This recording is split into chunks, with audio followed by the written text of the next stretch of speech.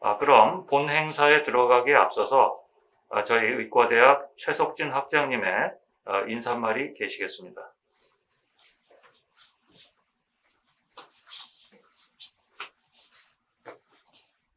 안녕하십니까. 인제대학교 의과대학 학장 최석진입니다. 코로나19 감염증과 함께 다사다난했던 한 해가 저물어 가고 있습니다.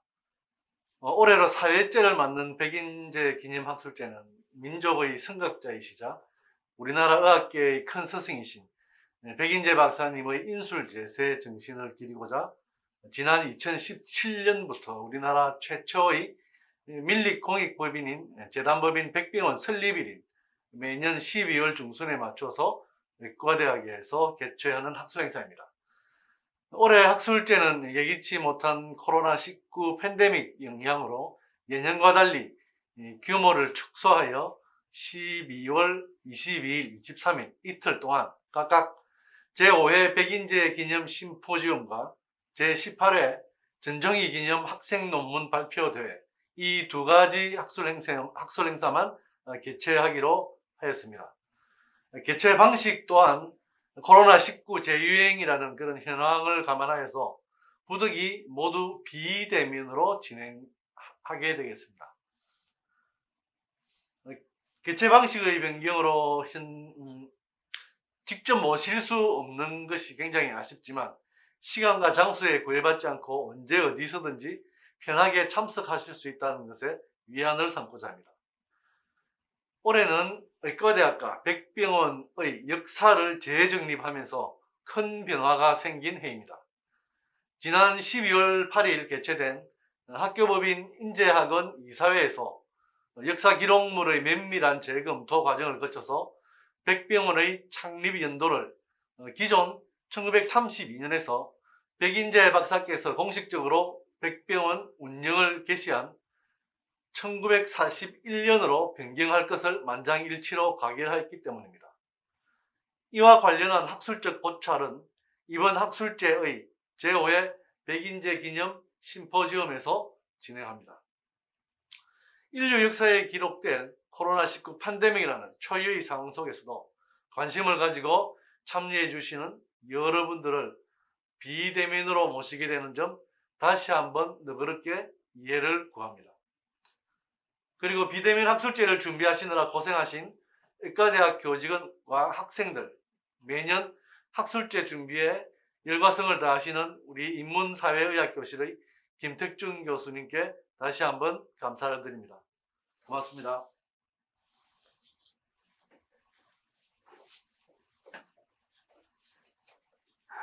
예, 저희 의과대학 최석진 학장님의 인사말이 계셨습니다. 그럼 이제부터 본 행사로 들어가겠습니다. 우선 첫 번째 발표는 2000년도 백병원 70년사 편찬 중간보고 회고라는 제목으로 현재 대구대학교 역사교육과 교수로 계시는 신규환 선생님께서 관련한 발표를 해주시도록 하겠습니다. 신규환 교수님을 간단하게 소개해드리면 연세대학교 사학과를 졸업하셨고요. 연세대학교에서 문학 박사를 취득하셨습니다. 그리고 우리 인제의대하고도 좀 인연이 있으셔서요. 그 인제의대 의사학 및 의료윤리학 교실에 조교로 계시면서 백병원 70년사 편찬에 그 실무적인 책임을 지고 계셨습니다. 그래서 그 당시의 상황에 대해서 누구보다 잘 알고 계시는 그러한 위치이기 때문에 이번에 발표로 모시게 됐습니다. 신규환 교수님, 그 발표 좀 진행해 주시면 감사하겠습니다.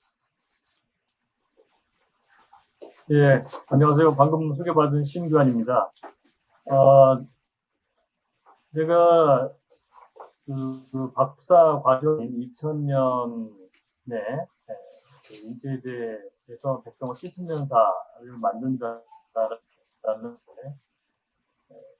이유에서 당시 마침 그 인제대에 그 의사학 및 의료윤리학 교실이 설립되면서 백병원 70년사의 현직 간사로 활동을 했었는데 그때도 이제 창립일에 관한 그런 이제 논란이 있었고, 그것과 관련된 발표를 요구를 하셔서 오늘 참여하게 됐습니다.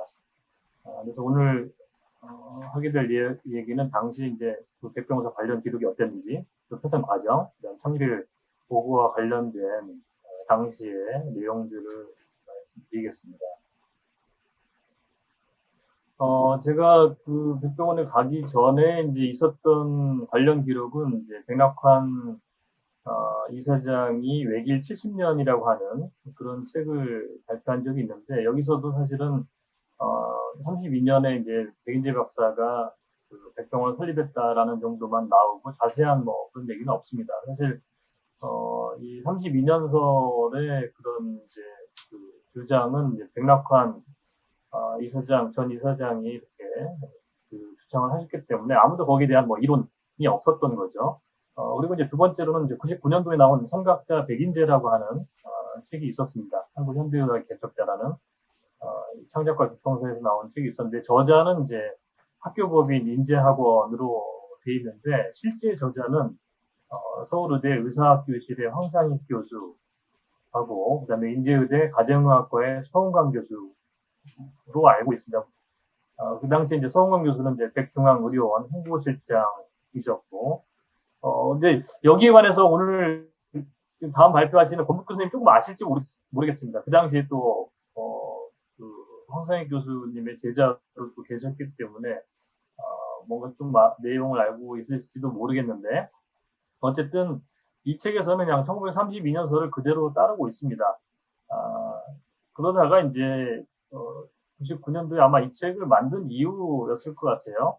2002년에 이제 70주년을 앞두고 있었기 때문에 이 백병원사를 다시 정리할 필요가 있지 않느냐라고 하는 게 아마 내부적으로 제기가 되었던 것 같습니다. 그래서 백병원 70년사를 만들기로 하고 2000년에 1월에 서울 백병원의 의사학 의료윤리학 교실을 창립을 하게 됩니다. 그리고 주임 교수로 서은관 교수가 임명이 되고 제가 교교로 가게 됩니다. 그래서 2000년 2월 말에 제가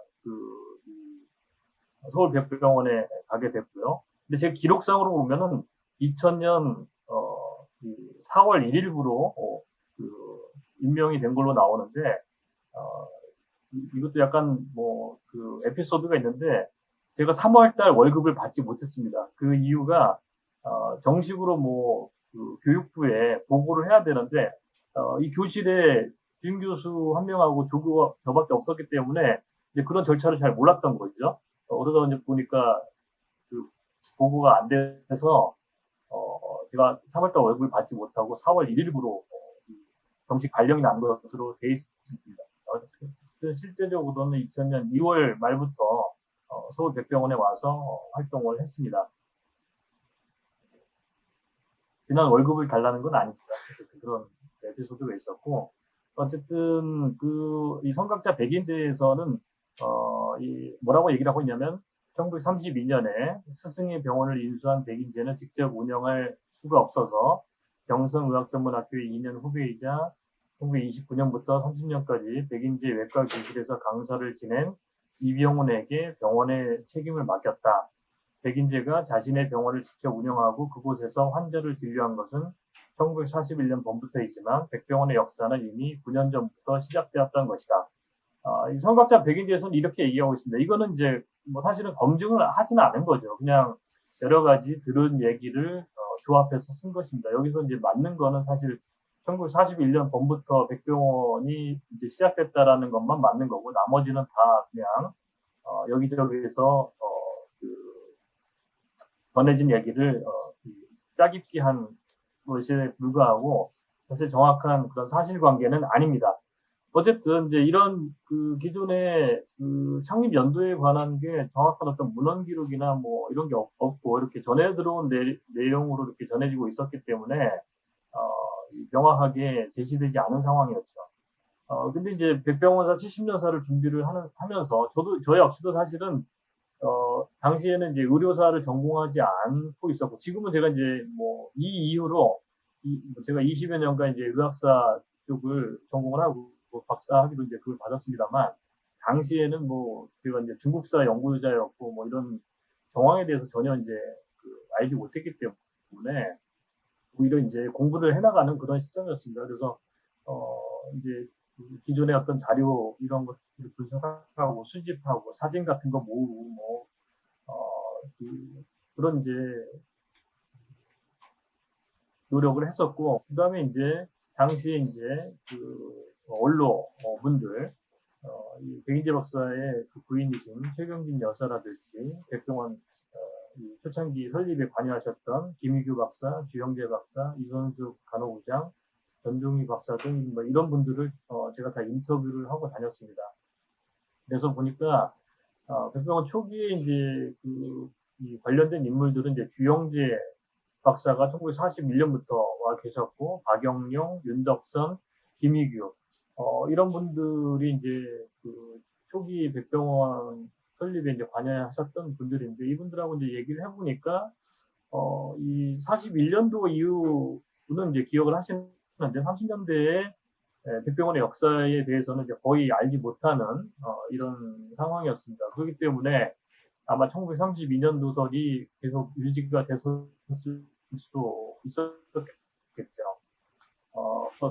그 근거는 무엇인가라는 것에 대한 끊임없는 제가 어쨌든 역사를 써야 되니까 그 시점을 알아야 어떻게 이제 발전했는지 알 수 있기 때문에 뭐 조사를 하지 않을 수 없었던 거죠. 그래서 제가 2월 달에 가서 3, 4, 5월 3개월이 이 되지 못한 시점에 여러 이제 조사를 하다 보니까 이 경성지방 토지 등기부 이런 것도 이제 발견하게 되고, 이 등기부 기록에 의하면 이제 36년 9월에 등기부에 기록했다라는 걸 알았습니다. 그래서 이제 여러 인터뷰나 이런 것을 통해서 또 자료를 통해서 이제 정황을 수집을 해봤습니다. 그게 이제 백병원 창립 시기에 관한 보고라고 해서 2000년 5월 13일에 제가 이 보고서를 작성해서 주임 교수하고 그다음에 이사장, 부이사장에게 보고를 했습니다. 그래서 이제 이 정황 증거를 보니까 우에무라의 외과 병원을 이제 백인재 박사가 양도를 받아서 이렇게 백병원을 창립을 하게 되는데, 우에무라가 언제 귀국을 했냐라고 했을 때 1937년도 아니면 38년도거든요. 그래서 이게 말이 안 되는 거죠. 37년도, 38년도에 귀국을 한다면은 부인이 이제 아파가지고 귀국을 한 거였기 때문에 급하게 이제 귀국을 서둘렀던 건데, 1932년도에 병원을 넘겨주고 37년도에 일본으로 돌아간다라는 게 사실 말이 안 되는 거죠.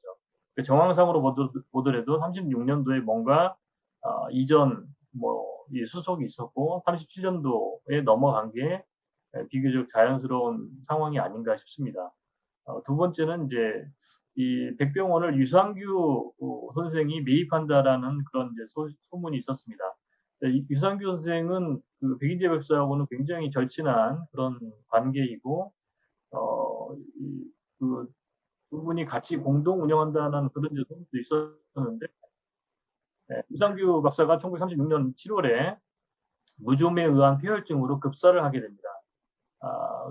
그래서 이제 이 매입하는 거는 좌절이 된 거죠. 그리고 백인재 박사는 1936년 11월부터 38년까지 해외 유학 양행을 할 예정이었기 때문에 본인이 직접 경영하는 것은 불가능했습니다. 그러다가 이제 아까 성격자 백인재에도 잠시 나왔던 이병호 선생이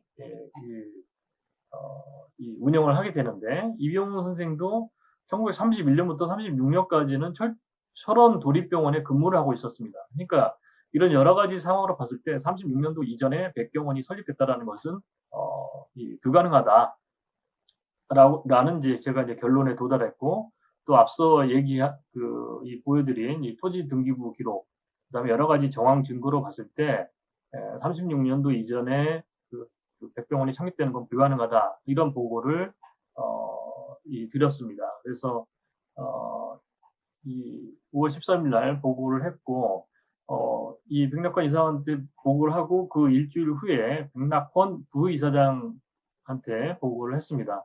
근데 이제 이게 다른 사실 뭐 이 어떤 기관의 역사라고 하는 게 그 저도 이제 겪어보니까 바꾸는 게 결코 간단한 일은 아닌 것 같습니다. 그 당시에도 이 창립일을 변경한다라는 것은 이 창립이 그 당시에 1932년설에 확고한 어떤 그 근거는 이사장의 어떤 기억이었기 때문에 이사장의 어떤 권위를 스스로 무너뜨린 일이다.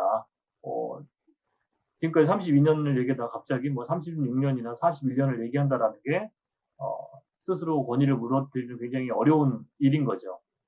그리고 지금도 사실 뭐 제가 잠시 오늘 뭐 백병원 관련된 그런 홈페이지 몇 군데 이렇게 찾아보니까 아직 안 바뀌었더라고요. 그러니까 이 바뀌는 것도 사실 모든 공문서와 기록들을 다 수정해야 되기 때문에 엄청난 비용과 시간이 필요하다라고 하면서 이제 난색을 표하셨습니다. 근데 내부적으로는 또 이제 제가 이제 부이사장한테도 이 보고를 드렸었는데 내부적으로 이제 어쨌든 백낙환 이사장을 공격하는 그런 이제 그 빌미로서 이 역사 문제, 창립 문제가 그 대두되고 있다 이런 얘기까지 돌았습니다. 그래서 이제 뭐 저로서는 그냥 뭐 진실을 밝히는 일이지만 이 창립일에 관한 게 어쨌든 백병원 내부의 어떤 정치적인 갈등으로 비화될 수 있겠구나 이런 이제 그 생각을 하게 됐고 어쨌든 이사장이 원하지 않았기 때문에 이거를 그 공식적으로 표면화할 그런 방법입니다. 그래서 제 주임 교수였던 이제 소홍관 교수하고 제가 이제 얘기를 이제 나눴는데 어쨌든 교실 차원에서 이것이 이제 정치적인 분란이 예상되기 때문에 더 이상 창립과 관련된 그런 이제 연구나 조사는 하지 않는 것으로 일단 정리를 했습니다. 뭐 저도 뭐 조교 신분으로서 제가 어떻게 할 수 있는 건 아니었기 때문에 다만 이제 그 차선책으로 생각할 수 있는 게 백병원 70년사에 최대한 기록을 남겨두자. 그래서 후대 사람들이 다시 조사를 하고 다시 상황이 바뀌면은 이것에 대한 본격적인 어떤 논의가 필요할 것이다. 라고 해서 백병원사 70년사의 화보에 토지 등기부 등의 기록들을 그대로 노출을 시켰습니다. 그래서 뭐 관심이 없는 분은 금방 넘어갈 수 있지만 또 관심 있게 자세히 지켜보시면 이게 32년설이 문제가 있구나라고 하는 것을 볼 수 있게 그렇게 책을 제작을 해놨습니다. 관련 자료를 교실에 남겨서 후대에 이제 정리할 수 있도록 했는데 정말 다행인 거는 그 성관 주임 교수 체제 성관 교수도 이제 다른 데로 이직을 하게 되고 저도 이제 그만두게 되는 그런 상황에서 이제 그 후임으로 강신익 주임 교수하고 김택중 선생님이 이제 그 체제로 넘어갔는데 자료가 어쨌든 특히 이제 김택중 교수가 뭐 이 의사학을 전공하고 있고 역사에 관심이 있었기 때문에 그런 기록들을 잘 보존을 해주셨고 또 최근에 들어서 이런 창립일에 관한 논의도 본격적으로 할 수 있었던 게 이 의사학 전공자가 그나마 계속 그 남아서 이런 것들을 지킬 수 있었기 때문에 가능하지 않았나 뭐 저는 그런 생각을 하고 있습니다. 그리고 저 개인적인 의견은 그 2018년에 의료사회사 연구단은 잡지에 그 해방 전후기 의료계의 의학인식과 사립병원의 발전이라는 논문에 정리를 했습니다. 그래서 어쨌든 제가 조사한 바로는 36년 7월에 백인재 박사가 이제 인수를 하고 36년에 이병헌 선생님 위택 경영을 하고 41년 1월에 이제 경성전 교수직을 사직하고 4월경에 병원문을 이제 열었던 것으로 이렇게 알고 있습니다.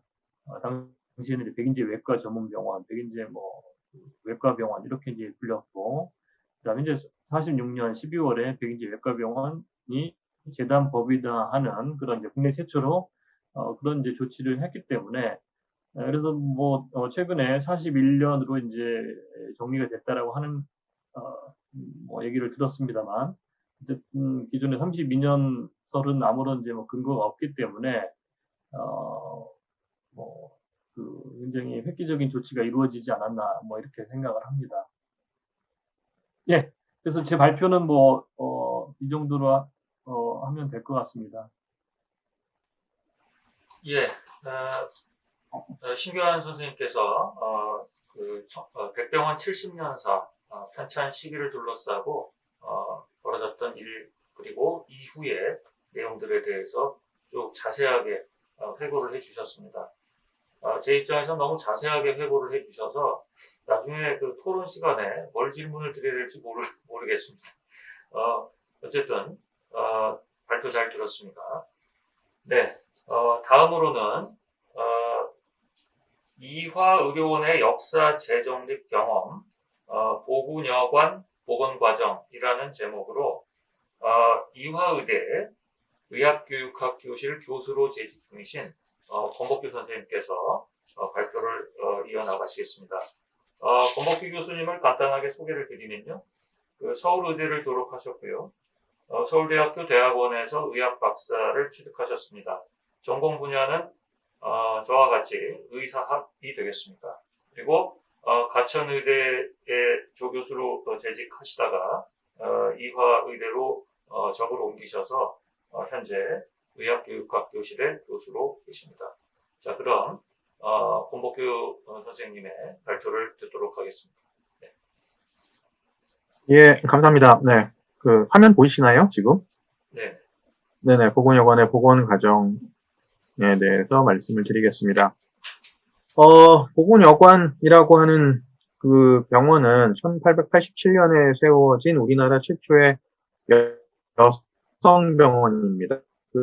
감리교회의 WMS, Women's Foreign Missionary Society가 자금을 대고 의사를 파송해서 지은 최초의 여성병원이죠. 그래서 저희가 이제 130년을, 지금 130년 이상 된 그런 역사를 가지고 있는데, 어쨌든 저희가 이게 복원의 동기는 아시다시피 마곡지구에 새 병원을 짓게 되었습니다. 저희가 동대문 병원을 매각을 하고 동대문 병원 자리는 이제 서울시가 구매를 해서 지금은 동대문 역사문화공원이 됐죠. 그래서 사실은 이 동대문 병원도 보군여관에서 파생된 병원인데, 보군여관에서 이제 볼드윈 진료소가 동대문 병원 자리에 세워졌고, 나중에 이 볼드윈 진료소가 릴리안 해리스 기념병원이 됐고, 이 릴리안 해리스 기념병원이 지금 사라진 동대문 병원입니다. 그래서 역사 속에서 계속 동대문 병원이 내려오다가 2007년에 문을 닫게 되었죠. 그래서 이제 그 동대문 병원의 후속으로 마곡지구의 땅을 구입을 해서 이대 서울병원이 짓게 되었습니다. 작년에 개원을 했고요.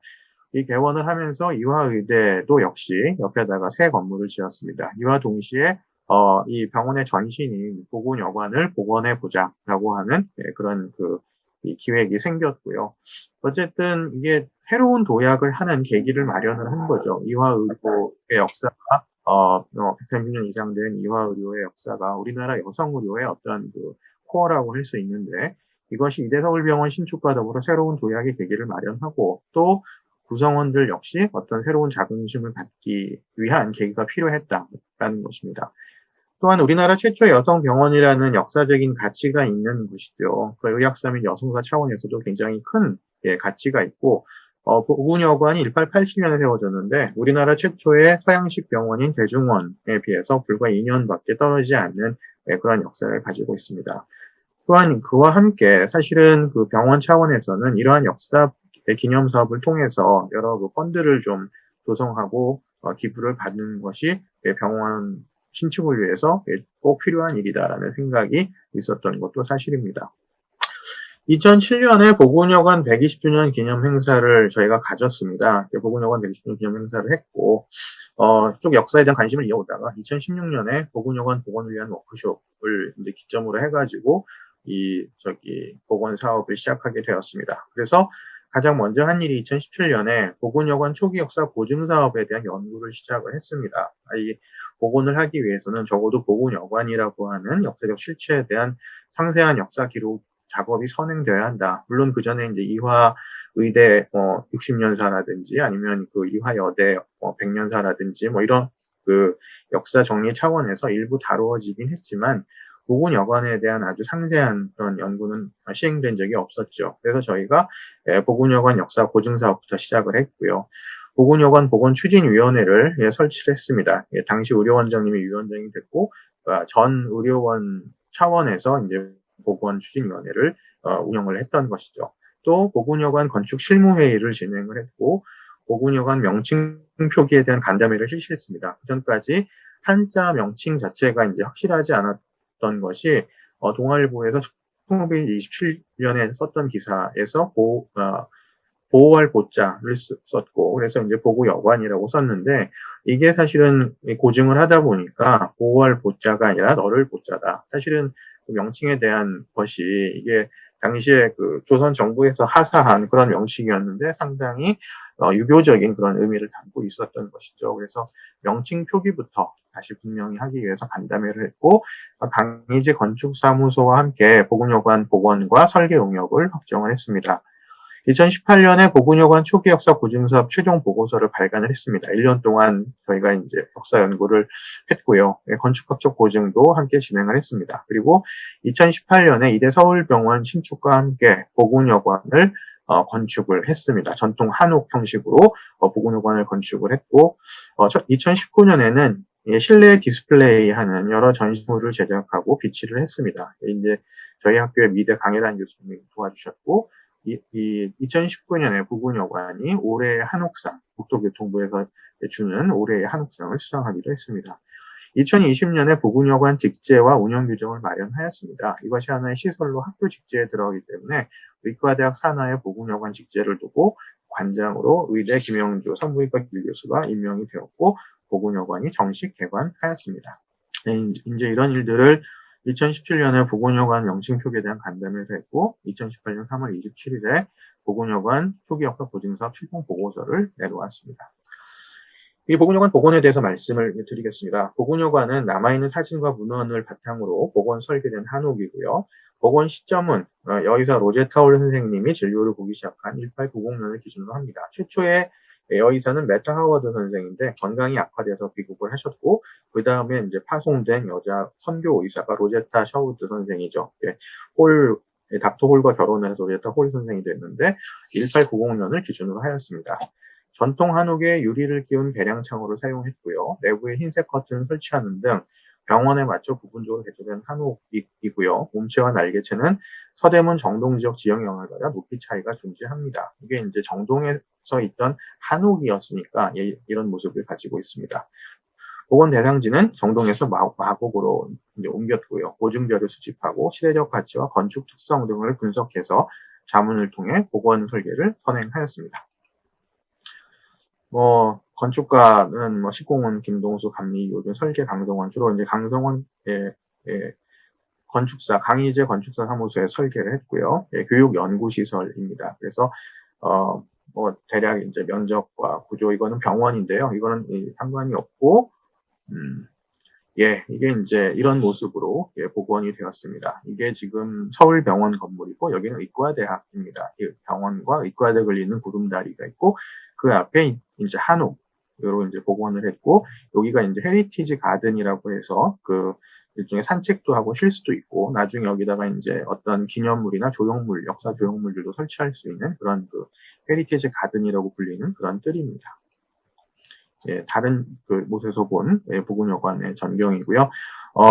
정원을 예쁘게 꾸몄고 굉장히 이렇게 단아하고 아름다운 모습으로 지어서, 사실 환자들은 처음에 보고서 굉장히 궁금해합니다. 저게 뭐냐, 한옥이 있으니까 한식집이냐, 이런 얘기도 하고 이제 그러는데, 그래서 저희가 표지석을 세우고 병원에도 이 보건여관의 역사를 설명하는 그런 기념문구를 붙였습니다. 공간은 이와 같습니다. 이게 이제 일로 쪽으로 들어가는 문이고요. 여기 이제 휴게실, 다목적 전시실, 전시실 1, 2, 3, 그리고 여기 이제 직원이 근무하는 사무실이 있습니다. 예전엔 여기가 대기실과 약국이었고 진료실과 수술실이었던 공간을 이렇게 꾸몄고, 여기는 이제 여닫이 문을 만들어가지고 공간을 키울 수 있게 했고, 각각은 이제 이 보건여관의 역사와 여기서 일했던 선교 의사, 그 다음에 바게스터, 그리고 최초의 간호교육기관이었기 때문에 이 간호교육의 역사를 하는 그런 전시실로 그렇게 꾸며졌습니다. 이게 다 위에서 본 평면도고요. 여기가 이제 헤리티지 가든이고, 여기 정원이 이렇게 있고, 안뜰에 이제 아주 전통적인 우리 한옥 마당이 있습니다. 예, 들어가 보면 내부는 이런 형태로 되어 있고, 예, 굉장히 따뜻한 목재로 아름답게 이제 구성을 해놨고, 휠체어가 다닐 수 있는 예, 그런 공간을 확보했습니다. 이게 이제 전면에 들어갔을 때 이 휴게 공간과 전시 공간을 하나로 틔운 공간이고, 이렇게 만들어서 여기서 이제 여러 가지 행사를 할 수 있도록 그렇게 꾸며 놓았습니다. 네. 이게 이제 처음 문을 열었을 때 의료 원장님과 그다음에 이렇게 행사를 하는 예, 그런 광경이고요. 내부 디스플레이는 이렇게 예, 만들어졌습니다. 저희 선교 의사들을 소개하는 그런 방이고, 여기서 일했던 선교 선생님들, 여자 선생님들의 어떤 사진과 그들의 기록들 돼 있고, 요거는 이제 책장, 그 다음에 네, 당시의 시설의 분위기를 내기 위해서 일부 말하자면 아티팩트, 소품을 가져다가 이렇게 꾸며놓기도 했고요. 여기 보건여관이라고 하는 팻말을 걸어놓았습니다.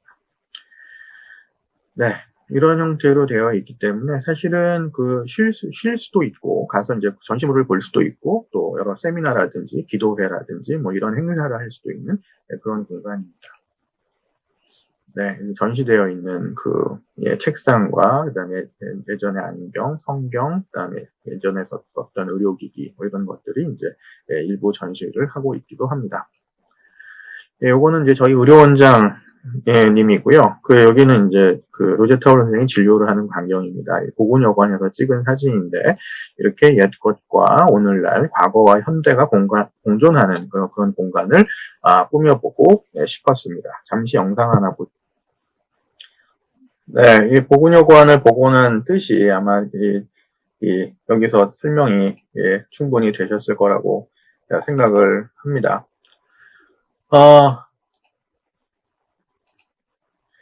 예, 저희가 사실 그리고 이게 보건여관이라는 건물뿐만 아니라 새 병원도 활용을 해서 사실 예, 신구가 공존하는 그런 공간을 좀 만들고 싶었고요. 그리고 이 서울병원은 굉장히 모던한, 굉장히 한국에서 가장 예, 첨단 병원이지만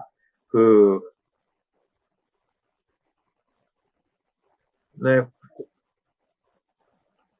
지금 공유가 되고 있는 거죠. 예.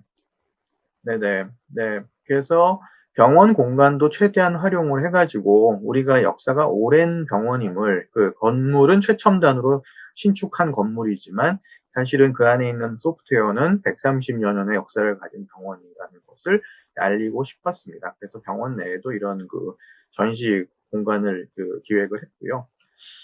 예, 그래서 지금 서울병원 1층 로비를 이용해서 이런 전시 진열장을 둬서 여기 이제 과거에 사용하던, 저희 병원 사용하던 의료기기 등을 전시를 했습니다. 그리고 옆에는 홍보 동영상, 역사 홍보 동영상을 상영하고 있고요.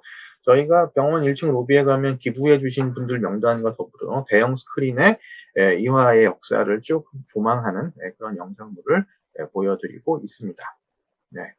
보건여관 역사 및 인물을 이렇게 소개하고 있고요. 박예스터 선생, 로제타울 선생 소개하고 있고, 보건여관 이미지 슬라이드, 그리고 앞으로도 여러 가지 다양한 프로그램을 보건여관을 중심으로 해서 지역사회 병원을 좀 홍보하고, 또 지역 주민들도 와서 이 공간을 좀 활용하고, 또 전시물도 보고, 그래서 이 이화의료원을 홍보할 수 있는, 그 다음에 역사를 어떤 교육할 수 있는 그런 장으로 활용하려고 하고 있습니다.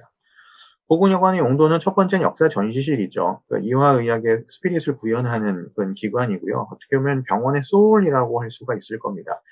기독교적 사랑으로 널리 여성을 구한다가 이제 보건여관의 뜻이었다면, 이제는 단지 저희가 여성병원은 아니니까요. 널리 사람을 구하는 그런 병원의 어떤 스피릿을 구현한 그런 공간이다, 이렇게 말씀드리고 싶고, 이것을 의대생과 병원 직원들, 구성원들에게 교육을 한다. 그래서 자긍심을 갖도록 한다라고 하는 게 아까 저희 의료원장님 말씀에도 나온 바와 같습니다. 또한 일반인들에게도 공개해서 133년의 역사를 알린다. 사실 제중원이 세브란스도 제중원을 복원했다는 것을 알고 있는데, 그 공간이 그렇게 잘 활용되고 있지는 못한다고 들었습니다. 저희는 근데 이 공간을 죽이지 않고 한옥기라고 하는 공간은 계속 활용을 해야만 살아 숨쉬는 공간이 되기 때문에 가능하면 사람들이 많이 드나들고 공개해서 많은 일을 할 수 있는 그런 공간으로 만들려고 생각 중입니다. 두 번째 용도는 아카이브입니다. 지금 그 병원사 사료를 수집하고 보관하고 또 병원이 어떤 홍보 자료를 필요로 할 때 이제 그런 것들을 제공하는 기능도 하려고 지금 준비 중에 있고요.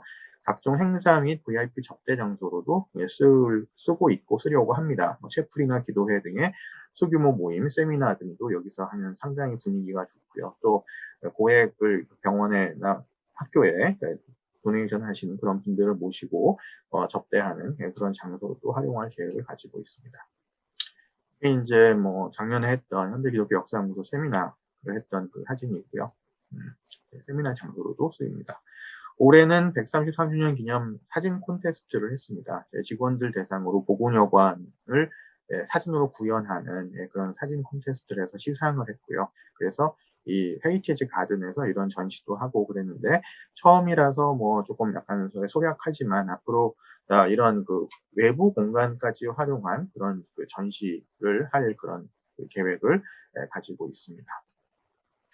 관람 시간은 이제 뭐 이렇게 해서 일반인들로 관람할 수 있게 해주었고요. 올해 한옥상도 수상했고 지역의 어떤 명소로도 지금 그렇게 등장하고 있는 중입니다. 저희 마곡지구가 새로 개발이 되면서 마곡에 이제 식물원도 있고 여러 볼거리가 있는데 이게 이제 병원 내부에 있고 또 가끔은 환자분들도 보호자분들도 오시죠. 그러니까 이제 궁금해해서 오시는데 환자나 보호자분들도 이렇게 좀 지친 몸과 마음을 달랠 수 있는 그런 휴식 공간으로도 제공을 해드리고 있습니다.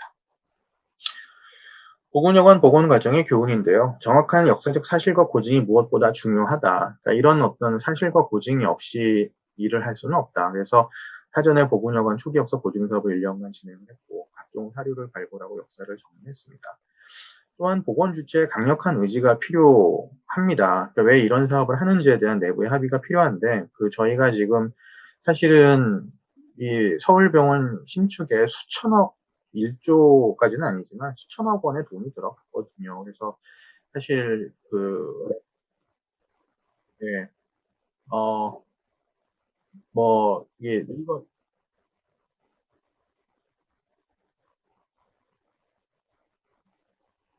네. 복원을 한다고 했을 때 사실은 본부 측에서 약간 좀 별로 좋아하지 않기도 했습니다. 왜 이런 사업에 쓸데없는 돈을 들이려고 하느냐. 가뜩이나 돈을 많이 쓰고 있는데. 그래서 좀 중간에 좌초할 뻔도 했는데, 사실 이게 들어간 돈이 10억도 안 됩니다. 이 건물을 짓는데 들어간 돈이. 연구까지 포함해서도 이제 들어간 돈을 다 해도 굉장히 전체 건축비에 비하면 10억 원도 안 되는 돈을 들였는데 사실 일단 해놓고 나니까 그 용도나 의의가 투자한 것 훨씬 상회하고 있죠. 그러니까 이게 이런 포인트가 있기 때문에 서울병원의 어떤 공간이 살고 또 환자들이나 이런 지역 주민에게도 굉장히 큰 홍보가 되고 이 서울병원, 이대 서울병원이 어떤 언론에 나올 때 항상 이 트레이드 마크처럼 이것을 쓰고 있고 또 이화의학이 133년이 된 그런 의학의 역사를 가지고 있다는 사실이 굉장히 가치가 있는 그런 결과 투자 대비 굉장히 큰 성과를 거뒀다고 이렇게 생각을 하고 있기 때문에 어쨌든 뭐 절대로 역사에 돈을 쓰는 거는 이거는 허투루 쓰는 게 아니다. 그래서 항상 드린 거 이상의 그런 리턴이 돌아온다라는 생각을 하게 됐고 어쨌든 시작도 완결까지 일관된 리더십이 필요한데 시작은 뭐 전 의료원장님부터 했고 지금 현 의료원장님이 마무리를 하셨지만 어쨌든 집행부가 바뀐다 하더라도 계속 끌고 갈 수 있는 그런 강력한 주체가 필요합니다.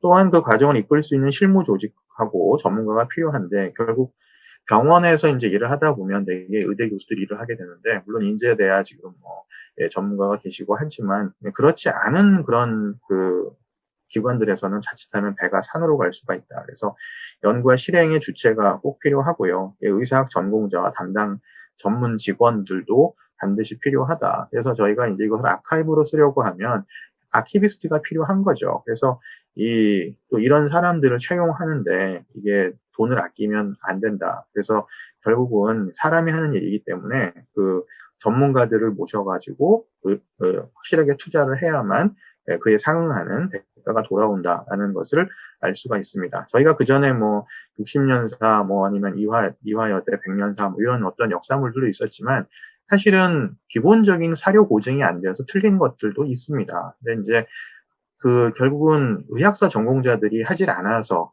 그런 일이 벌어진 거죠. 그래서, 어쨌든 유능한 의학사 전문가들이 주체가 돼서 끌고 가야 한다라는 말씀을 드립니다. 네, 이상입니다. 경청해 주셔서 감사합니다. 예, 권복구 교수님께서 보건여관 복원 과정에 대해서 상세하게 말씀해 주시고 또 거기서 교훈까지 이끌어내 주셔서 개인적으로는 굉장히 재밌게 들었고요.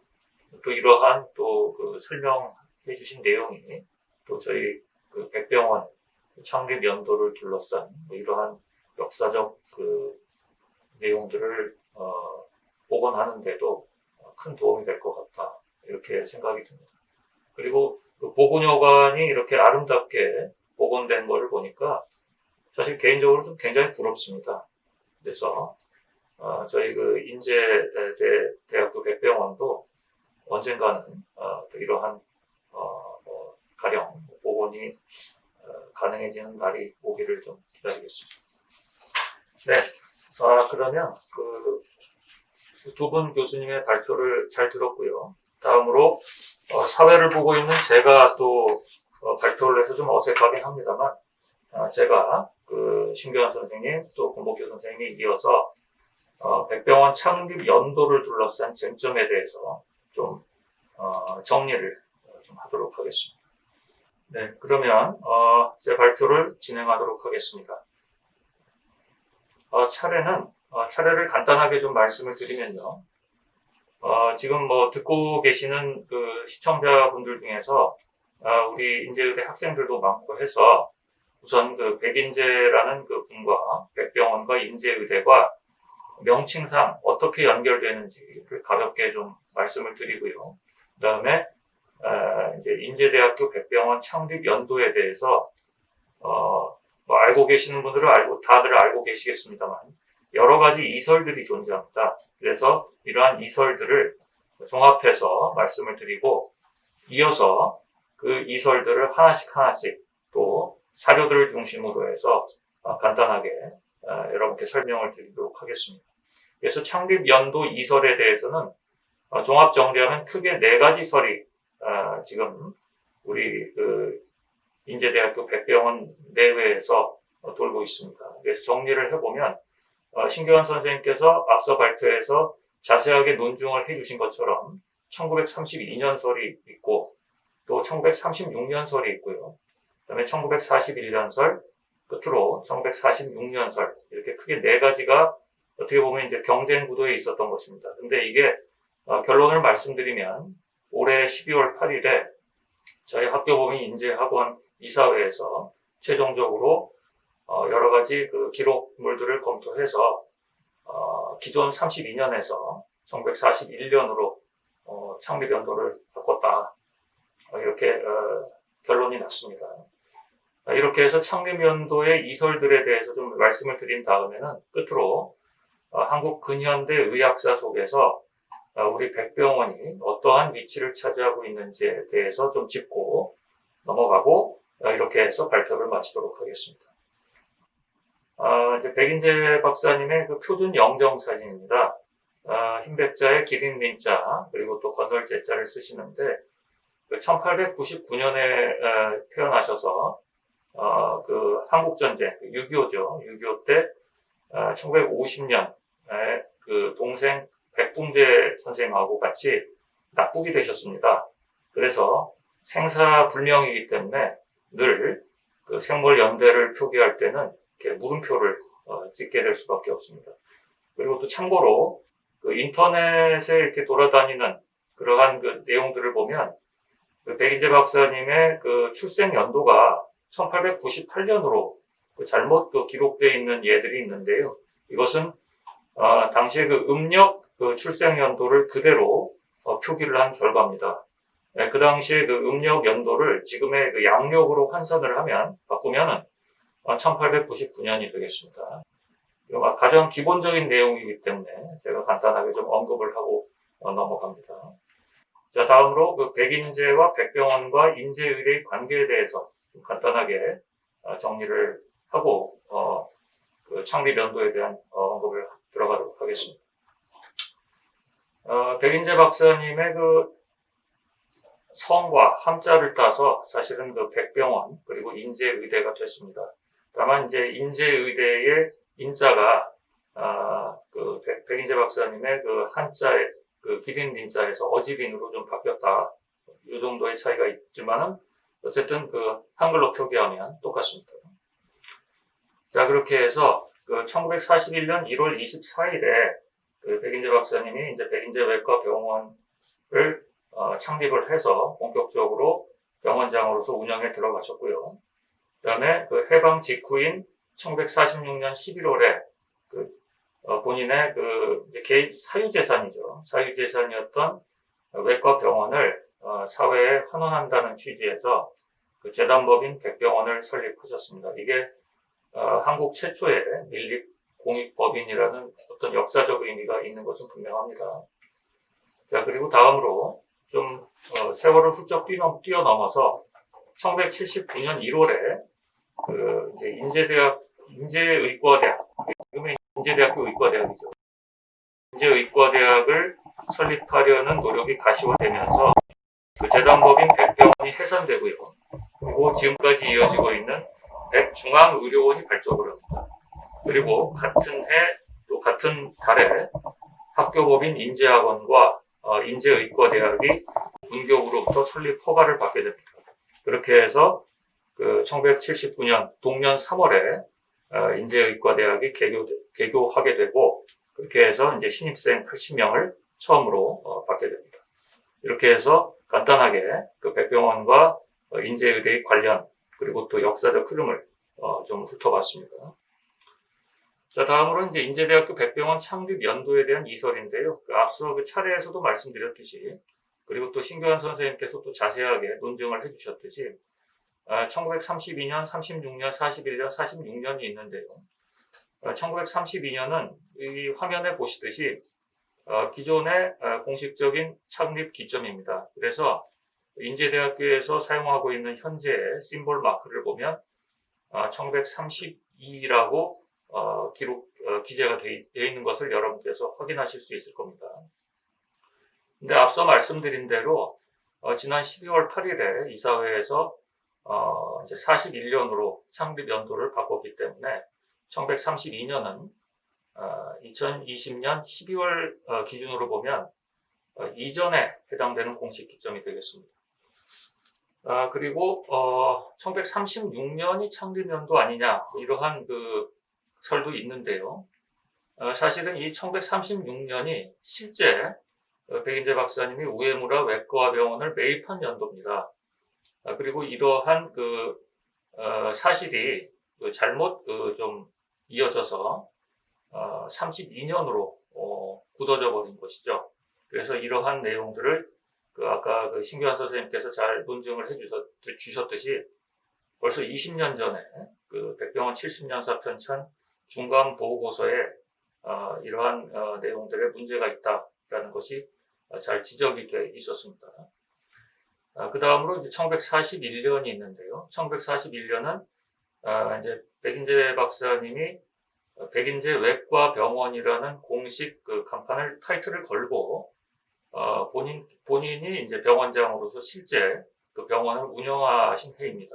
그래서 여러 가지 그 뭐 사료적인 뒷받침도 충분하고 또 그 명분도 타당하기 때문에 기존 32년에서 그 창립 연도가 9년 정도 단축이 됨에도 불구하고 12월 8일 이사회에서 역사적으로 이게 제일 타당하다 해서 공식 기점이 됐습니다. 그리고 이제 1946년에 이제 백인재 박사님이 개인 병원을 재단법인 백병원을 설립하면서 이제 한국 최초의 밀립공익법인이 출발했다 해서 46년을 창립 연도로 삼자라는 또 움직임이 있어 왔던 것이 사실입니다. 이렇게 해서 이제 그 이설들을 대략 정리를 해드렸고요. 이 내용들을 연도별로 간단하게 좀 짚고 넘어가겠습니다. 자, 우선 1932년설입니다. 말씀드린 대로 이제 기존의 공식 기점인데요. 각 설들을 이제 장점, 단점으로 나눠서 좀 분석을 해보면 사실 이 1932년 설은 장점이 없습니다. 왜냐하면 그 사료적 뒷받침이 전혀 없고 기억에 따른 회고에만 의존을 하고 있거든요. 그리고 앞서 말씀드린 대로 20년 전인 2000년에 이미 이러한 문제들이 다 지적이 되어 왔다. 그래서 장점보다는 단점이 압도적으로 많은 그러한 설이 되겠습니다. 자, 다음으로 이제 1936년 설입니다. 기존에 그 32년으로 잘못 알려져 있던 우에무라 외과병원을 실제 매입한 연도가 1936년입니다. 그래서 장점으로는 이제 사료적 뒷받침이 있고요. 근데 이제 단점은 일본인 의사인 우에무라 슌지의 개인 외과병원을 백인재 박사님이 단순 매입한 연도를 백병원의 창립 연도로 삼는 것이 타당한가라는 이제 문제가 제기가 될 수 있거든요. 거기에 플러스해서 요 36년부터 백인재 외과병원이 개원하는 1941년 1월까지 횟수로 약 5년 정도 이제 경성의학전문학교 후배인 이병훈 선생님이 이제 대신 운영을 했다. 그래서 원장도 백인재 박사님이 아니었다. 그리고 또 병원명도 우에무라 외과병원이 계속 유지가 됐습니다. 이제 이러한 단점들이 있기 때문에 1936년을 창립 연도로 삼는 데는 여러 가지 좀 문제점이 있는 것이죠. 사료들은 뒷받침하는 사료들은 뭐 충분합니다. 그래서 신규환 선생님께서도 얘기를 해주셨지만 그 경성지방법원 토지 등기부를 보면 백인재 박사님이 우에무라 외과병원의 토지와 건물을 1936년 7월 1일 매입을 했고 9월 5일에 이전 등기한 것으로 확인이 됩니다. 그렇기 때문에 이러한 문서상으로 봤을 때는 36년에 매입을 한 것이 맞다. 이렇게 이제 결론을 내릴 수밖에 없고요. 이제 두 번째 사료가 이제 매일신보, 당시에 이제 조선총독부 기관지긴 한데요. 매일신보 1936년 10월 11일 기사를 보면 이렇게 우에무라 외과 병원장 이병훈이 취임 인사차 10월 10일에 매일신보사를 방문했다라는 기록이 나와 있습니다. 그래서 앞서 말씀드렸던 9월 5일에 이전 등기를 한 다음에 약 한 달 뒤인 10월부터 그 이병훈 선생이 우에무라 외과 병원의 원장으로 취임을 했다라는 사실을 알 수가 있는 것입니다. 그래서 이러한 내용들을 다 종합을 해보면 그 1936년을 창립 연도로 삼는 데에는 여러 가지로 좀 난점이 있다. 그래서 이사회에서도 36년이 아니라 이제 41년이 좋겠다라고 결론이 났던 것으로 판단을 할 수 있겠습니다. 자, 다음으로 이제 1941년설입니다. 계속 말씀드린 대로 백인재 외과병원 공식 개원 연도인데요. 장점이 단점보다 압도적으로 많습니다. 그 사료적 뒷받침이 충분하고요. 또 백인재 박사님이 병원장으로서 직접 병원을 운영을 하셨고, 또 이러한 내용들이 뒷받침이 됐기 때문에 새로운 이제 공식 기점이 될 수 있었던 겁니다. 그래서 앞으로 새로운 창립 연도인 1941년에 맞춰서 여러 가지로 정리해야 될 내용들이 굉장히 많아질 것 같다. 이렇게 말씀을 드릴 수 있고요. 단점은 있습니다. 현재 1932년 기원보다 역사가 대략 한 9년 단축되는 것이죠. 어느 기관이든 자신의 기관의 역사가 단축되는 것을 원하는 기관은 사실 많지 않을 겁니다. 어떻게든 자신들의 기관이 역사가 오래됐다는 것을 강조하기 위해서 거슬러 올라가는 그러한 일들을 하는 것이 일반적인 현상인데요. 우리 백병원은 이런 일반적인 형상을 거슬러서 역사 재정립이라는 그러한 과정을 거쳐서 역사를 9년 단축하는 그러한 결단을 했다. 저는 이렇게 판단을 하고 싶습니다. 1941년설을 뒷받침하는 사료들입니다. 매일신보 1941년 1월 25일자 신문을 보면요. 1월 24일부로 백인재 박사가 면관 사령, 그러니까 즉 경성의학전문학교 교수직을 사임하고 이와 함께 이제 백인제 외과 전문 병원 또는 뭐 백인제 외과 병원을 개업 허가가 총독부에서 나왔다라는 이제 기사가 나옵니다. 그래서 이제 백인제 외과 병원이 1월 24일에 이제 허가가 나왔기 때문에 이때를 이제 창립일로 삼는 것이 타당하겠다라는 사료적 뒷받침이 있는 것이고요. 그다음에 두 번째 사료를 보시면 조선 총독부 관보 제 4205호를 보시면요. 백인재 박사가 1941년 1월 23일 경성의전 교수직을 의원 면건했다라는 기록이 있습니다. 즉 이제 본인이 원해서 이제 교수직을 사임했다라는 그런 의미가 되겠습니다. 이러한 사료적 뒷받침으로 봤을 때 23일에 교수직을 물러나서 이제 다음 날 개업을 한 것이 사료적으로는 다 악의가 맞는 것이죠. 자, 그렇다면은 그 경성의학전문학교의 그 외과 그 주임 교수로서 그 높은 그 명예와 그러한 그 어떤 상 이런 것들을 다 버리고 굳이 개원을 한 이유가 무엇인가에 대해서 좀 궁금하게 생각할 수가 있을 겁니다. 거기에 대해서 그 백인재 박사님의 경성의전 외과 수제자였던 성산 장기려 선생님이 그 1981년에 이제 인제대 의대에서 백인재 박사님을 회고하는 자담회를 가졌을 때 그 백인재 박사님이 왜 개원을 했을까에 대한 어떤 추정을 좀 하셨는데 이에 대해서 그 많은 분들이 동의를 하고 계셔서 좀 소개를 해드리면요.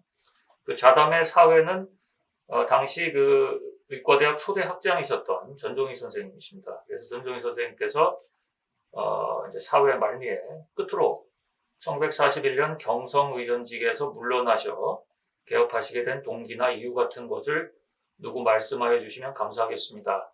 라고 이제 말씀을 하셨죠. 전종희 선생님도 경성의전 학생으로 있으면서 백인재 박사님의 영향을 받은 제자이십니다. 거기에 대해서 이제 장기려 박사님이 다음과 같은 말씀을 하세요.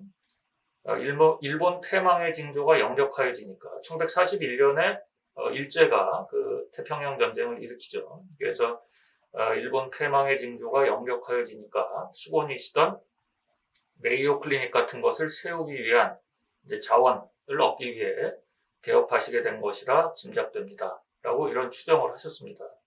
근데 그 초창기, 백병원 역사의 초창기 때 많은 분들이 그 백인재 박사님이 그 미국 연수를 가셨을 때 그 메이오 클리닉을 그 이제 돌아보면서 이러한 그 사립병원을 한국에 짓고 싶다라는 이제 꿈을 가지셨다고 많은 분들이 이렇게 또 얘기를 하십니다.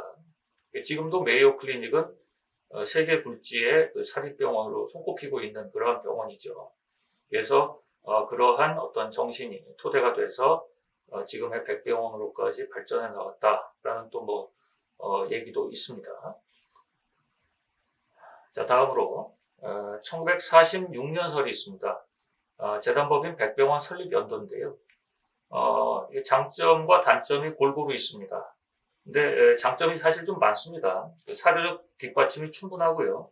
그리고 앞서도 말씀드린 대로 이제 한국 최초의 이제 밀립공익법인이라는 그러한 그 어떤 역사적 의의가 있고 또 백인재 박사님이 이제 개업 후에 이제 많은 돈을 버셨죠, 사실은 이제 개원을 해서. 근데 그것을 그렇게 해서 모은 재산을 그 사회에 환원한다는 의미에서 이제 그 법인을 세우신 거죠.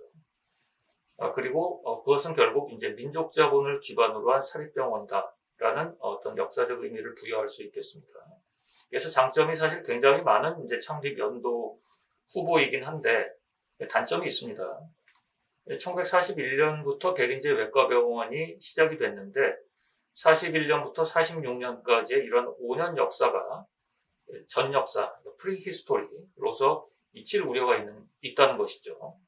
그리고 기존에 이제 1932년 이제 창립설의 기준으로 보자면 역사가 너무 많이 단축이 됩니다. 14년이나 단축이 되기 때문에 이제 그러한 점까지 고려를 한다면 이제 1146년설보다는 이제 1941년을 출발로 하는 것이 타당하겠다. 뭐 이러한 결론이 나왔고 또 그러한 이제 권고가 이사회에서도 이제 동의를 얻게 된 것이죠. 그래서 이제 1141년이 새로운 창립 연도가 됐다. 이렇게 말씀을 드릴 수 있겠고요. 이제 46년설을 뒷받침하는 사료입니다. 그 백인재 박사님이 이제 동서였던 그 김희규 선생님과 같이 쓰신 재단법인 백병원 설립 취지서가 되겠습니다.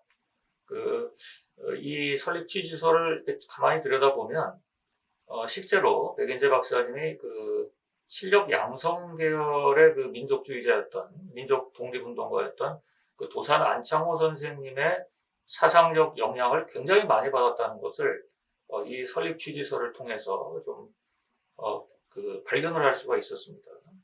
예, 그래서 나중에 혹시 기회가 되시면 번역된 설립 취지서를 한 번쯤 보시는 것도 좋겠다 이런 생각이 듭니다. 자, 그래서 46년 11월에 실제로 이러한 설립 취지서를 작성을 하셨고요. 그것도 사료, 신문, 언론상으로도 이게 확인이 됩니다. 그래서 이제 설립한 이듬해 1947년 1월 1일 인자 경향신문을 보면 백인재 병원, 즉 백인재 외과 병원이 되겠죠. 이 백인재 병원을 재단 법인화했다라는 이러한 기사가 나오고요. 이 경향신문 외에도 여러 신문에서 이렇게 재단 법인화됐다는 기사를 어렵지 않게 발견을 할 수가 있습니다. 그래서 사료적 뒷받침도 충분하다.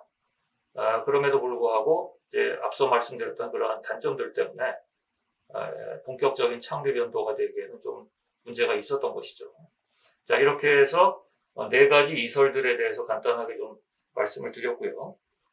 자, 그 다음에 그렇다면 백병원이라는 게 이제 한국 근현대 의학사 속에서 어떤 의미를 가지는가 좀 말씀을 드려보면 사실 그 근대 이후에 한국의 의료기관은 지금까지는 그 의학의 역사를 연구하시는 분들도 크게 이제 그 개항 이후에 두 가지 전통을 언급하는 경우가 많습니다. 이제 관공립병원 전통이 있었다. 그리고 또 권복규 선생님께서 좀 전에 말씀하셨던 보군여관처럼 선교병원 전통이 있었다. 이렇게 크게 두 가지 경로는 잘 언급을 하고 있는데 의외로 우리나라에 많이 있는 이 사립병원 전통에 대해서는 언급이 안 되는 경우가 굉장히 많습니다. 근데 이러한 사립병원 전통에 상당히 굵직한 이제 획을 그었던 이제 병원이 백병원이다. 그래서 한국의 의료기관의 전통 중에서 사립병원이라는 전통에 큰 어떤 위치를 점하고 있는 것이 백병원이다. 그래서 뭐 여기에 대해서 뭐 신교환 선생님께서도 논문을 통해서 좀 지적을 해주셨는데요. 백병원이 이제 한국 사립병원의 살아있는 역사다. 뭐 이런 말씀도 해주셨습니다. 그래서 뭐 그런 맥락에서 봤을 때 백병원이 한국 의료기관의 어떤 사립병원 전통의 어떤 선두에 있지 않는가 이러한 평가가 가능하겠다. 그래서 그러한 맥락에서 보자면 한국 사립병원의 살아있는 역사. 그래서 그러한 맥락에서 보자면 우리 백병원과 인제의대가 역사적으로 어떠한 지향점을 가지고 나아가야 될 것인가에 대해서 역사적 맥락에서 이러한 그 얘기를 좀 해볼 수 있을 것 같습니다. 그 가장 오래된 그 민족 자본에 기반한 사립병원이다. 백병원은. 그래서 그러한 그 백병원의 어떤 역사적 전통 위에서 인제의대, 즉 의과대학이죠. 의과대학이 이제 계속 노력해 나가면 어떤 최고가 될 수 있는 가능성이 있다. 잠재력이 충분하다. 그래서 가장 오래된 최고의 민족자본 사립병원과 최고의 의과대학이 합쳐진다면 역사와 전통에 대한 자긍심을 바탕으로 최고를 지향하는 것이 가능하지 않겠는가. 이러한 잠정적 결론을 내려봤습니다. 여기에 대해서 듣고 계시는 또는 시청하시는 분들께서 이제 어떠한 의견이나 생각을 하고 계실지는 모르겠습니다만 이러한 아까 권복규 교수님께서도 어떤 내부적인 자긍심을 굉장히 강조를 하셨습니다. 그래서 그러한 자긍심을 가지고 역사적 전통에 서서 미래를 향해서 나간다면 우리 백병원과 인제의대도 충분한 어떤 저력을 바탕으로 한 가능성이 있다. 이렇게 결론을 내려도 무방하지 않겠나 이렇게 생각을 해봅니다. 예, 이렇게 해서 제 발표를 마치도록 하겠습니다. 끝까지 경청해 주셔서 고맙습니다. 예, 다음으로는 두 분 발표 선생님들을 모시고 가볍게 토론과 응답 시간, 지금 토론 시간이죠. 토론 시간을 좀 가져보도록 하겠습니다. 음소거 해주셨네요. 예, 고맙습니다. 예, 제가 좀 질문을 드리고 거기에 대해서 두 분 선생님께서 답을 좀 해주시는 그러한 형식을 좀 취하도록 하겠습니다. 예, 그리고 혹시 시청하고 계신 분들 중에서 혹시 질문이 있으시면 제가 확인을 해서 전달을 하도록 하겠습니다. 그럼 먼저 발표 순으로 신규환 선생님께 좀 질문을 드릴 텐데요. 이미 신규환 선생님께서 제 예상을 뛰어넘어서 자세하게 이렇게 다 얘기를 해주셨기 때문에 추가로 더 많이 질문을 드릴 거는 없을 것 같은데, 그럼에도 좀 더 형식상 좀 드리자면은 20년 전에 교실 조교로서 실무 백병원 70년사 편찬과 어떤 중간 보고에 어떤 실무적인 책임을 지신 것으로 알고 있는데, 근데 이렇게 실제 편찬 작업을 해 나가실 때 선생님 입장에서 가장 어려웠던 점이 어떤 것일까요? 가장 어려운 거는 그 당시에 제가 거의 처음 백병원의 역사를 정리를 했기 때문에 자료 부족이죠. 그리고 인재학원에서 성각자 백인재에 관한 책도 나왔지만, 실제로는 황상익 교수님이 작업을 했지만, 조사했던 자료를 교실로 넘겨준 것도 아니고, 그러니까, 무에서 처음 시작하는 거였기 때문에, 그 당시, 그리고 저는 이제 의사학이라고 하는 학문을 처음 시작하는 그런 위치에 있었기 때문에, 이제 모든 게 다 처음이고, 새롭고, 자료도 없고, 그러니까, 제가 딱 기억나는 게, 2000년 2월에 첫 출근해서, 사무실에 딱 들어갔는데 그냥 책상 하나만 있는 거예요. 거기 아무것도 없는 책상 하나에서 그냥 시작한 거죠. 지금은 이제 인문학 교실이 굉장히 지저분하고 정신 없을 텐데 짐이 많아져서 그렇게 이제 시작한 게 지금에 이르지 않았나. 그리고 다행히 어쨌든 정말 다행이라고 저는 생각하는 게, 어쨌든 의사학 전공자가 계속 살아남아가지고 이 역사와 기록을 가지고 있었기 때문에 이사회에서도 그런 결정을 새롭게 하고 할 수 있었지. 제가 처음에 이제 인제대 의과대학의 그런 창고라든지 이런 데도 다 뒤졌거든요.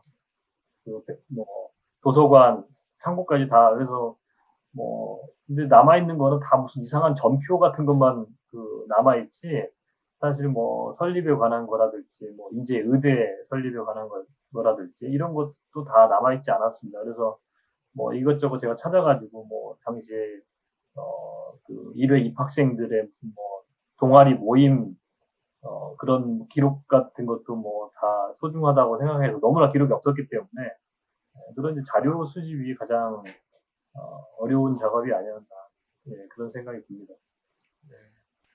그래도 이렇게 회고를 간단하게 해주셨는데, 사실은 선생님께서 초창기 기록물들을 교실에 남겨주셨잖아요.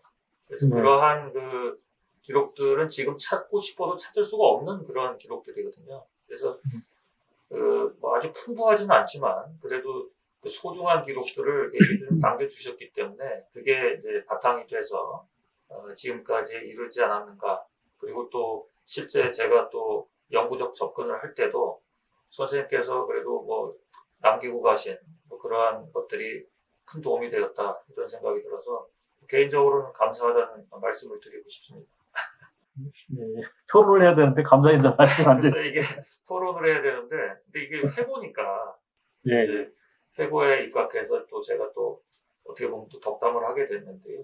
근데 어쨌든 말씀 잘 들었고 그래서 그 제가 뭐이 신교환 선생님의 발표를 시청을 하신 분들께서는 뭐 아마 이해를 하시겠습니다만 세세하게 굉장히 많이 이제 얘기를 해주셨기 때문에 뭐 제가 추가로 뭐또 질문을 드릴 게 사실상 없다는 생각이 들어서 이제 궁금하신 분들은 이 녹화된 이 동영상을 또 유튜브로 또 편집해서 공개할 예정으로 있기 때문에 그 선생님의 발표를 이제 들으시면 또 더 이해가 가시지 않겠나 해서 이 토론은 좀 마무리를 하도록 하고요. 다음으로 이제 권덕규 선생님께 좀 질문을 드리겠습니다.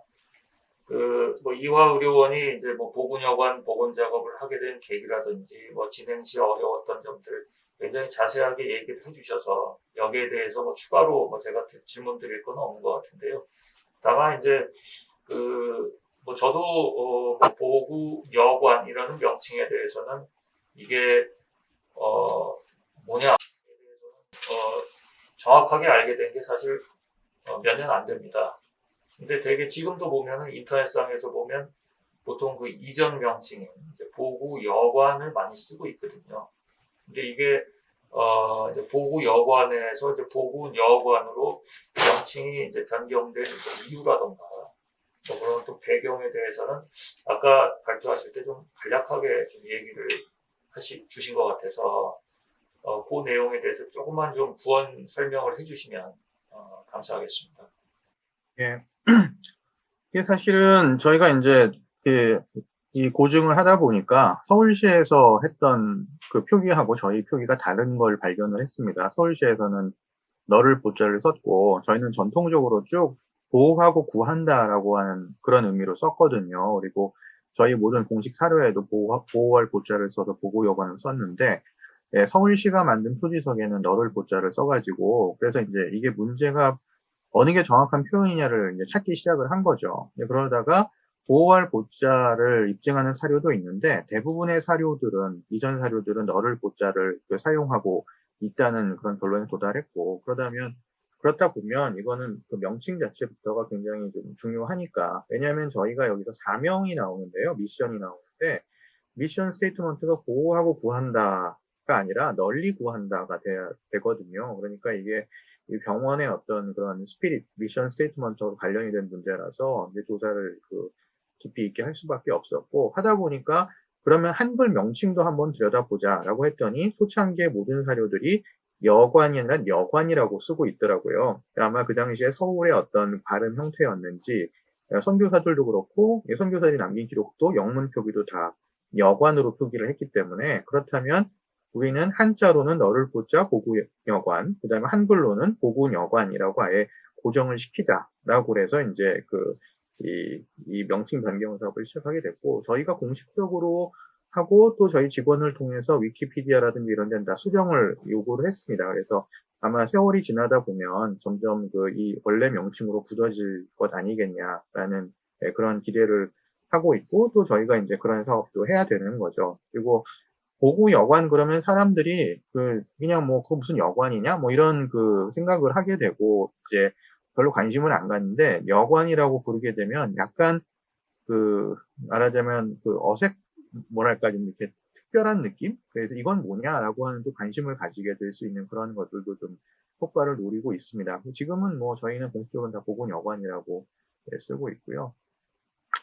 두 가지를 제가 김택준 교수님 발표 들으면 생각이 하게 됐는데, 쭉 들어오면, 뭐, 저로서는 깊이 있게 연구를 한 건 아니지만, 41년 설이 좀 더 타당할 것 같다라는 생각이 들었어요. 그러니까, 저희도 이게 어떤 역사를 물론 마냥 올린다고 좋은 것만은 결코 아니라고 생각을 합니다. 이게 어떤 효시를 잡으려면, 그런 스피릿, 미션, 이런 소프트웨어하고 하드웨어가 결합하는 시점이 맞다고 생각을 하거든요. 그러니까 이게 뭐, 건물만 지어졌다고 해서 시작도 아니고, 아니면 뭐 누가 어떤 뭐 사람이나 혹은 조직만 있다고 해서, 서류로만 있다고 해서 되는 것도 아니고 해서, 저희도 이제 보건여관이 의와 의료원의 효시다라고 하는 것은 설립 주체가 WFMS고 거기서 돈과 선교사가 파송이 됐고 그리고 WFMS의 목적 자체, 이 병원하는 미션 스테이트먼트 자체가 제3세계, 당시에 이제 제3세계 여성들을 돌본다라는 취지로 여성들이 기금을 모아 세운 조직이기 때문에 그것이 당연히 어떤 이화의 스피릿으로 이어진다라고 생각을 했기 때문에 그렇게 잡은 거거든요. 그래서 뭐 그냥 쭉 듣다 보면 그 46년으로 하는 건 좀 너무 도식적인 게 아니겠는가, 41년설이 좀 더 타당하지 않겠는가라는 생각이 들고 그 이유 중에 하나는 이게 그 어떤 기관을 만든다고 할 때 저는 그 필로소피가 굉장히 중요하다고 생각합니다. 무슨 생각으로 만들었느냐 이게 그래서 아까 제가 김택균 교수님 발표 들으면서 도산 선생의 영향을 백인재 선생님이 많이 받으셨다고 했는데 그거 굉장히 중요한 거라고 저는 생각을 하거든요. 그러니까 역사를 서술할 때 흔히 우리가 제도나 조직이나 뭐 이런 쪽에만 중점을 두기가 쉬운데 저는 스피릿은 빠질 수 없는 거라고 생각을 합니다. 특히 이제 사립조직이라고 한다면 아까 보여주셨듯이 이제 공관리비 있고 그다음 저희 미션 스쿨들이 있는데 미션 스쿨들이야 필로소피나 스피릿이 아주 분명하죠. 뭐 저희는 기독교 정신이고 페브란스도 마찬가지니까 뭐 그런데 사립대학 같은 경우에는 도대체 설립자의 어떤 그 의도가 뭐였느냐, 무슨 생각으로 이거를 했느냐, 뭐 그것이 이제 사실이든 허구든 간에 그런 게 분명해야지 그 조직이 오래 갈 수 있는 힘이 있다고 생각을 하거든요. 근데 저는 사실 개인적으로 최근에 도산 선생에 대해서 관심이 많이 생겼는데 그 백인재 선생님이 도산 선생의 사상을 이었다고 하면 저는 그건 굉장히 중요한 일이라고 생각을 합니다. 그래서 좀 제안을 드리자면 도산 선생님의 이 도산 철학을 좀 연구를 해보시는 게 상당히 그게 인제대학교에도 좋지 않을까. 저는 사실 요즘 개인적으로 도산 선생 같은 분이 왜 주목을 못 받고 있는가에 대해서 굉장히 아쉽게 생각을 하거든요. 그래서 만약에 인제대가 그런 어떤 정신적 맥을 이었다면 학교의 이념형도 이제 백인재 선생님과 도산 선생님의 어떤 뜻에 맞게끔 형성해 나가는 게 그게 이제 역사를 세우는 그런 굉장히 중요한 이 배경이나 혹은 동기가 되지 않을까 그렇게 생각을 하고 있습니다. 예, 아주 뭐 좋은 말씀 해주셔서 감사합니다. 실제로도 제가 이렇게 좀 찾아보니까 그 인제대학교 의과대학 건물 초창기 때 사진들을 보면 도산 안창호 선생님의 그 지론이었던 그 무실역행이라는 그 문구가 실제로 붙어 있거든요. 액자화돼서. 그래서 그리고 또 그 개인적인 친분 관계도 있으셨고요. 백인재 박사님이. 그런 면들을 이렇게 확인을 하게 되니까 사실 좀 많이 안심이 됐습니다. 아주 솔직하게 말씀드리면 경성의학전문학교에 이제 교수로 이제 조선인이 있었다라는 것은 이게 굉장히 민감한 얘기긴 하지만 어떤 친일적인 맥락에서도 볼 수도 있는 것이거든요. 근데 이게 도산 안창호 선생님의 굉장한 영향을 받았고 또 실제로 흥사단에 가입을 하셨고 또 흥사단 이제 한국전쟁 때 납북되기 직전에 흥사단 사람의 집에 사실은 숨어 계셨답니다. 이런 식으로 삶의 말년까지도 도산 안창호 선생님하고 계속 연결이 되는 그런 분이기 때문에 그러한 맥락에서 봤을 때 제안해 주신 대로 추가적인 그러한 연구가 있어야 되겠다 이런 생각을 다시 한번 하게 됩니다. 좋은 말씀 감사드리고요. 한 가지만 더 좀 권복규 교수님께 좀 질문을 드린다면 이제 보건요관 복원하면서 많은 이제 어려움이 계셨을 거라고 생각을 하는데 저희도 이제 앞으로 창립 연도가 변경이 됐기 때문에 이런저런 변경 관련된 그런 일들이 굉장히 많아질 것 같거든요. 근데 관련해서 권복규 교수님께서 겪으셨던 그러한 경험들을 토대로 해서 저희가 참고하거나 또는 타산지석으로 삼을 만한 그러한 좀 도움 말씀이 있으시다면 좀 주시면 좋겠습니다. 일단 사실 사람이 제일 중요하고요. 그러니까 이 전문성 있는 사람을 확보하는 게 제일 중요하다. 역사 연구는 교수님이 모든 일을 다 하실 수는 없는 것 아니겠습니까? 그러니까 이제 이때 이제 도와줄 그런 실무진으로 유능한 실무자가 필요하고요. 그리고 저희 학교는 이미 보건여관 명칭을 그렇게 픽스하고 나서 홍보팀하고 이렇게 해가지고 대외적인 이제 자료들은 전부 보건여관으로 통일을 시켰고 한자 표기도 통일을 시켰는데 이게 이제 뭐 인터넷에 떠돌아다니는 많은 자료들이 있지 않습니까? 그런 것들은 찾아가지고 일일이 바꾸도록 해줘야 되죠. 특히 뭐 위키피디아라든지 이런 것들은 직접 쓰든지 아니면 오류가 있으면 변경하든지 해야 되는데 그런 걸 실무를 그런 일을 할 수 있는 그런 유능한 친구가 좀 있어야 된다라는 말씀을 드리고 싶고요. 사실은 가장 큰 어려움은 하다가 사업 자체가 송두리째 좌초될 뻔도 했죠. 저희가 이제 의료원이 약간 경영 위기가 오면서 자꾸 긴축을 하라고 하는 그런 입장에서 어떤 위에서 볼 때는 굉장히 이렇게 불필요한 어떤 시스러운 짓을 하는 게 아니냐라고 하는 관점도 있으셨기 때문에 그랬는데 다행히도 이제 의료원의 어떤 의지로 그걸 돌파를 하게 됐던 거죠. 그러니까 이게 항상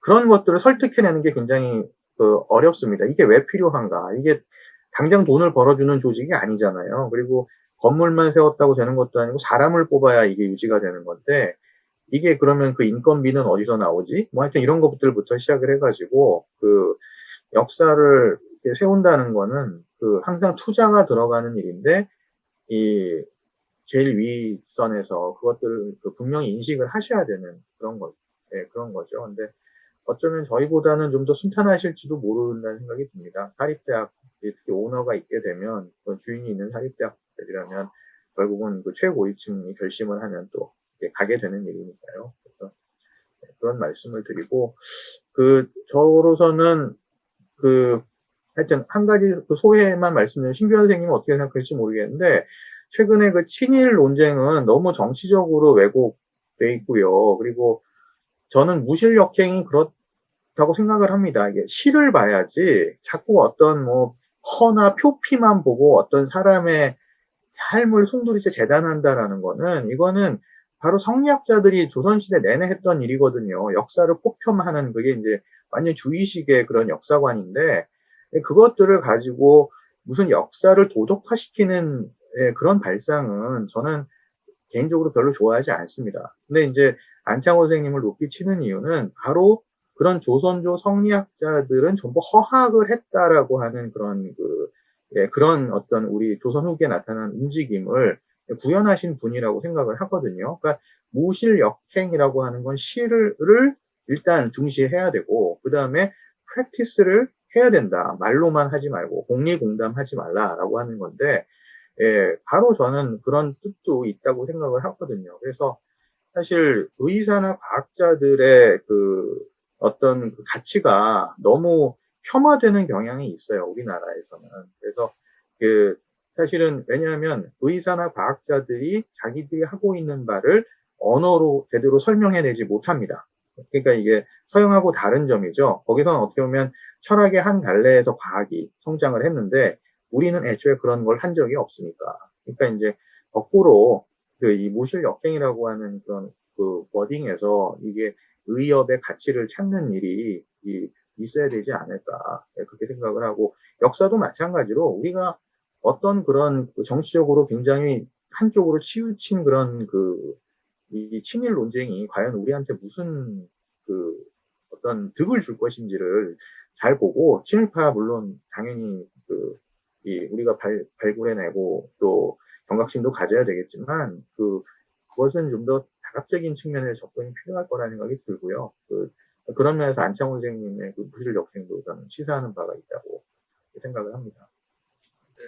네, 신규 선생님한테 혹시 좀 어떻게 사학자로서 어떻게 생각하세요? 아니, 어쨌든, 각 대학들이 다 창립 기원에 관한 그런 논쟁을 다 겪고 있거든요, 사실. 다 제대로 해결되지 못한 데도 많고, 어쨌든 해결 방안으로 가는, 곳도 있고 하는데, 어쨌든 인제대나 이대 같은 경우에는 그런 방향으로 가고 있어서, 저는 굉장히 다행이다라는 생각이 들고, 어쨌든 우리가 이런 논쟁을 하는 것은 사실 창립 정신이거든요. 결국 그러니까 우리 사회가 계속 어떤 의사에 대한, 그런, 어떤 의지와 또 불신 이런 게 존재하는 게 뭐, 다 돈 벌려고 하는 거 아니냐. 약간 이런, 일반의 인식들이 많이 있거든요. 근데 이제, 어쨌든, 이대도 마찬가지고, 이 백병원도 마찬가지고, 이 어려운 시기에 정말 나라를 구하겠다는 심정으로 이렇게 재단 법인화하고 큰 병원, 그러니까 자기 일신의 어떤 이익만을 쫓으려면 그런 거 필요 없죠. 그냥 돈만 열심히 벌으면 되는 건데. 그렇지 않고, 당시에는 이제 이런, 재단 법인화하고 이런 것들이 어떤 사유재산을 침해한다 이런 생각이 굉장히 강했는데, 그런 것들을 극복하고, 이런 걸 했다라는 거는 굉장히 어떤 넓은 비전을 가진 거죠. 그러니까 그런 것들을 우리가 그러니까 기원과 이런 창립에 관한 논쟁을 통해서 우리의 선조들이 어떤 마음으로 이렇게 의료를 대하고 또 이런 병원을 만들었는가, 설립 정신, 창립 정신, 아까 말씀하신 대로 그런 이제 어떤 역사와 철학에 대한 그런 인식이 있어야 좋은 의사가 만들어지고 사회가 더 이렇게 좀 건강해지지 않을까. 아니, 이런 것들이 이제 구체적으로 인풋 대비 아웃풋 이런 게 명확하게 드러나지 않기 때문에, 이 최고 결정권자가 항상 이제 주저하게 되는데, 어쨌든 이런 것을 계기로 해서, 이 바람직한 의사상을 계속 찾아가는 그런 작업들이 중요하다. 그분들의 어떤, 이 창립 정신은 무엇인가에 대한 끊임없는 어떤 자기 물음, 이런 것들을 상기해 줄 필요가 있지 않을까, 이렇게 생각합니다. 예. 제가 첨언을 드리면, 도네이션 받는 쪽이랑 홍보팀이랑 적극적으로 협력을 하시는 게 굉장히 돌파를 하는데 편리하실 겁니다. 그리고 이런 걸 하는 이유가 자긍심도 있지만 또 이 사명이나 철학에 동의하시는 분들한테 어떤 도네이션을 받는 거, 이거 의료기관이나 의학교기관에게 굉장히 중요할 것 같거든요. 그러니까 그런 이념에 동의하실 수 있는 분들에게 설득할 수 있는 어떤 이런 것들을 보여줘야 한다. 도네이션 받고 또 홍보도 하고 해야 된다라는 쪽으로 하시면 아마 장애물을 극복하시는데 좀 도움이 될 거라고 그렇게 생각합니다. 그 두 분 교수님께서 제가 미처 예상 못했던 그런 세부적인 면까지 다 일일이 말씀해 주시고 또 지적을 해 주셔서 감사하면서 또 좀 사실은 당황스럽습니다. 왜냐하면 이제 그러한 일들을 또 정리를 해나갈 필요성을, 당위성을 더 강하게 느꼈기 때문에, 그래서 그 두 분 말씀해 주신 바들을 참고로 해서 또 저희 인제대학교 백병원이 또 발전해 나갈 수 있도록 노력을 하겠습니다. 혹시 또 전문적으로 좀 도움을 주실 만한 부분들은 두 분께 또 나중에 좀 요청을 또 드리면 마다하지 마시고 좀 도움을 주시면 정말 또 감사하겠습니다. 제가 한 가지만 더 덧붙이면은 어쨌든 20년 전에 그 책상 하나로 시작했는데 지금 어쨌든 의사학 전공하시는 분이 두 분이 있는 데는 인제대가 유일하거든요. 우리나라에서. 그래서 어쨌든 인제대가 향후에는 의사학의 메카가 되지 않을까. 그렇게 기대를 합니다. 아유, 끝까지 덕담에 플러스해서 과찬까지 해주셔서 몸둘 바를 모르겠는데, 어쨌든 얘기해 주신 바들을 토대로 해서 한층 매진을 하도록 하겠습니다. 예, 이게 토론이 아니라 이게 화기애애하게 덕담으로 마무리가 돼서 좋기도 합니다. 예, 그래서 끝까지 시청해 주신 많은 분들께 감사를 드리고요. 또 발표뿐만 아니라 여러 가지 또 귀중한 조언을 해주신 두 분 교수님께도 감사의 말씀을 드립니다. 예, 나중에 이게 또 코로나 때문에 사실은 이게 좀 오프라인에서 이렇게 발표를 한 다음에 또 좀 오랜만에 또 실제로 대면해서 회포도 풀고 해야 되는데 그러한 기회를 좀 상실한 게 좀 아쉽긴 합니다만 언젠가는 이 또한 지나갈 테니까 나중에 코로나 종식된 다음에 좋은 자리를 좀 마련해 보도록 하겠습니다. 예, 참여해 주신 두 분 교수님께 감사의 말씀 드리고요. 그리고 끝까지 시청해 주신 많은 분들께 또 역시 감사의 말씀을 드립니다. 네, 그러면 이렇게 해서 제5회 백인제 기념 심포지엄을 비대면이긴 하지만 예, 마치도록 하겠습니다. 이게 비대면이 익숙하지 못하다 보니까 이 시선 초점 맞추는 게 좀 어렵네요. 네, 다시 한번 말씀을 드리겠습니다. 예, 끝까지 시청해 주셔서 감사하고요. 제5회 백인제 기념 심포지엄 이상으로 마치도록 하겠습니다. 네, 감사합니다.